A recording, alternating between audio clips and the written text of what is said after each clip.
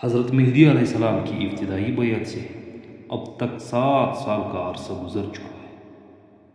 امام مہدی علیہ السلام ملک کے انتظام و انصرام میں مصروف ہوں گے کہ ان تک یہ افواہ پہنچیں گے کہ دجال نے مسلمانوں پر تباہی ڈالی ہے۔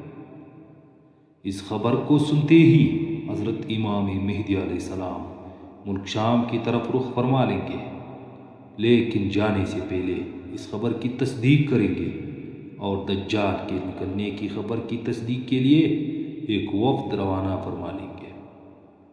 وہ وفد 5 یا 9 سواروں پر مشتمل ہوگا۔ ان سواروں کے متعلق حضرت صلی اللہ علیہ وآلہ وسلم فرماتے ہیں کہ میں ان کے ماں باپ اور قبائل تک کے ناموں کو جانتا ہوں اور ان کے گھوڑوں کے رنگ تک جانتا ہوں۔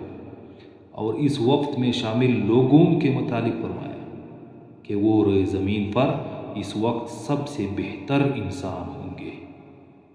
تحقیق حال کے بعد جب یہ خبر جھوٹی ثابت ہو جائے گی تو دوبارہ سے ملک و ملت کے کاموں میں مصروف ہو جائے گی۔ ابھی تھوڑا ہی عرصہ گزرے گا کہ دجال ظاہر ہو جائے گا۔